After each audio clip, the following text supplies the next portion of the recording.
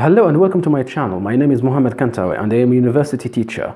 I teach in École Normale Supérieure. In today's session we shall be talking about paragraphs, how to write a paragraph. So there are three big kinds of paragraphs. The first one is about expository paragraphs, and then persuasive paragraphs, and then informative or informational paragraphs. But at university or at École Normale Supérieure we focus only on the expository paragraphs. The expository paragraphs are 7 and I added 1, so they are now 8 paragraphs. Those 7 or 8 paragraphs are the following. We have descriptive, we have narrative, we have definitional, we have classificatory, we have exemplative, we have cause and effect, and we have compare and contrast. So these are the 7 paragraphs within the expository paragraph. And the last one that I added personally is the relational paragraph. The relational paragraph is to speak about the relationship between two terms or two words. For example, like music and beauty, like beauty and death, like sex and death. And so there is a relationship that is deep between those terms, and you can speak about it in a certain paragraph or essay, but here we're talking about paragraphs only. So what is a paragraph? A paragraph, if we speak about descriptive paragraph, has got some concrete elements that can be seen and some abstract elements that can be only intuited or felt. We don't see them, we feel them when we read. So what are the concrete elements of the paragraph? The concrete elements are the following. You have got the topic sentence at the beginning of the paragraph, the supporting sentences, and then the concluding sentence. And then you have got punctuation, and you have got an indentation. Those are very, very apparent. We can see them. We can see the topic sentence. We can see the supporting sentences. We can see the hook if we are writing a narrative paragraph. And we can see the concluding sentence, and we can see also the punctuation and the indentation. So they are concrete or apparent to the eyes. The abstract elements of paragraph are the following. We have got unity, cohesion, coherence, beauty, pithiness and brevity, precision and concision. So these are the elements of the paragraph. Unity is about the topic itself. It's only one idea. The whole paragraph should develop one idea. That's unity. There should be no digression, no excursus, no getting out of the topic. The second one is the coherence. Coherence has got to do with the logical order of sentences. It means when I read your paragraph, I feel that you are guiding me smoothly through your sentences. I should feel no interruption. I expect no interruption in the flow of sentences. And so that's the logical order of sentences, coherence. Cohesion is about using the connectives or the connectors. When you use the connectors and the connectors, you are simply glue the sentences each to the other, or one to the other. And that's what we call cohesion, the use of connectives. Connectives like, for example, in addition, therefore, for example, for instance, as a result, blah, blah, blah.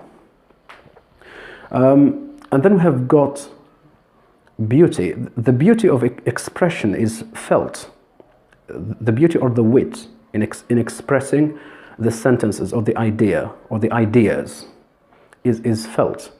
I know when I read this kind of paragraph, I feel it so beautiful. There's no awkwardness or crookedness about it. And then we have got the pithiness. Pithiness, from pithy, the adjective. It means the paragraph that you write is deeply expressive of the topic you write about, you tackle. So pithiness has got to do with expressiveness in a very concise way, in a very brief way. That's why I said pithiness and brevity from the adjective brief.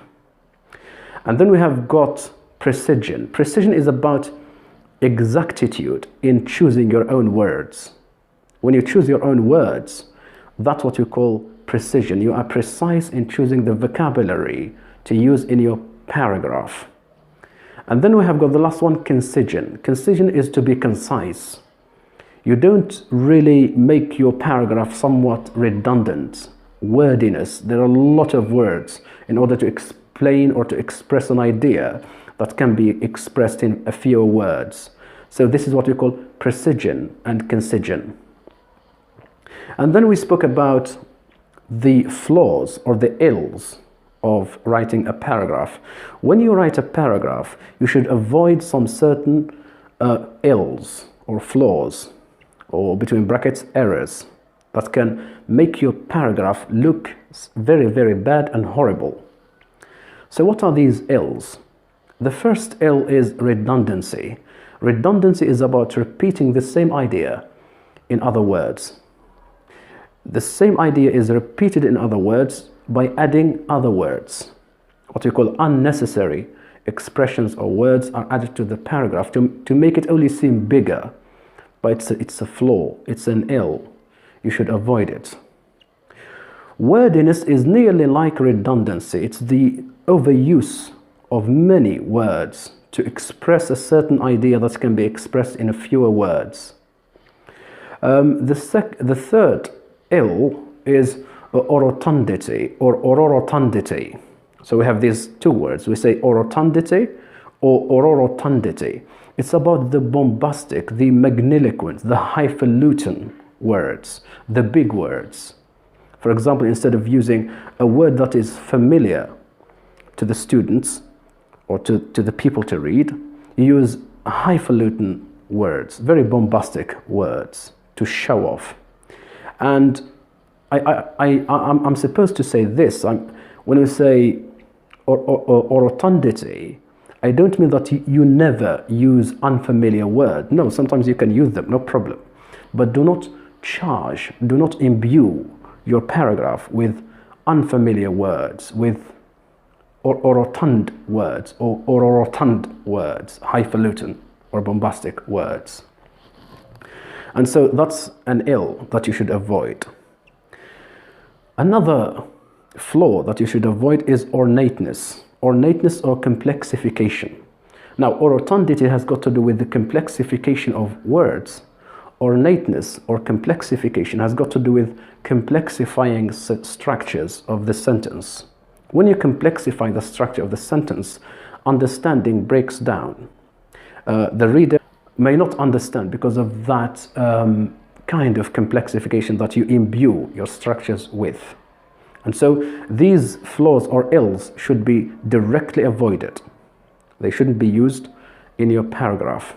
And so this is what we spoke about concerning the paragraph. Now, how to write a paragraph that is descriptive about a certain person. You choose your brother, your sister, your friend, your father, your mother, anyone to describe. You either describe him mentally or physically. And sometimes you can choose. You can choose to describe him only mentally, and as you can choose to describe him or her physically. And so you have to start with the topic sentence. It should be very clear at the beginning. It should be antiphon to all the sentences. And then you have got the supporting sentences later, which support the topic sentence. And I should feel what we call unity and coherence and cohesion in your paragraph.